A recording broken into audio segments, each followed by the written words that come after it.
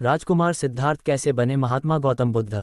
वैशाख पूर्णिमा का दिन बौद्ध धर्मावलंबियों के लिए विशेष महत्व रखता है क्योंकि आज के ही दिन लगभग 563 ईसा पूर्व में बौद्ध धर्म के संस्थापक भगवान बुद्ध का जन्म कपिलवस्तु के राजा शुद्धोधन के यहाँ लुम्बिनी वन में हुआ था। महात्मा बुद्ध को भगवान विष्णु का 9वां अवतार कहा जाता है। इनका बचपन का नाम सिद्धार्थ था और इनके जन्म पर जब एक तपस्वी ने यह भविष्यवाणी की यह बालक छोटी आयु में ही सन्यासी हो जाएगा तो उसके चिंतित पिता शुद्धोधन ने सिद्धार्थ की महल से बाहर निकलने पर पाबंदी लगा दी। 16 वर्ष की उम्र में सिद्धार्थ का विवाह राजकुमारी यशोधरा से कर दिया गया जिनसे इनका एक पुत्र राहुल पैदा हुआ। बचपन से ही सिद्धार्थ गंभीर स्वभाव के होने के कारण अपना अधिकतर समय अकेले में चिंतन करके व्यतीत करते थे।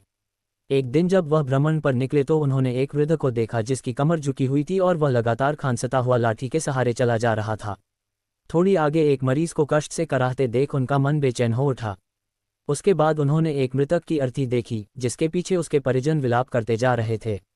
ये सभी दृश्य देख उनका मन क्षोभ और वितृष्णा से भर उठा। तभी उन्होंने एक सन्यासी को देखा जो संसार के सभी बंधनों से मुक्त भ्रमण कर रहा था। इन सभी दृश्यों ने सिद्धार्थ को झकझोर कर रख दिया और उन्होंने सन्यासी बनने का निश्चय कर लिया। तब 19 वर्ष की आयु में एक रात सिद्धार्थ गृह त्याग कर इस क्षणिक संसार से विदा लेकर सत्य की खोज में निकल पड़े। ज्ञान की प्राप्ति गृह त्याग के बाद उन्होंने 7 दिन अनुपिया नामक ग्राम में बिताए।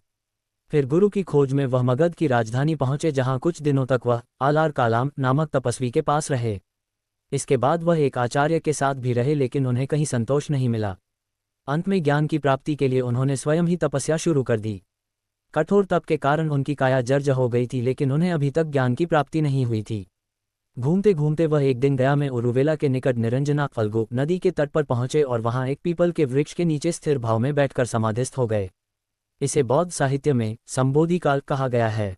6 वर्षों तक समाधिस्थ रहने के बाद जब उनकी आंखें खुली और उन्हें ज्ञान की प्राप्ति हुई वह वैशाख पूर्णिमा का दिन था और वह महात्मा गौतम बुद्ध कहलाए।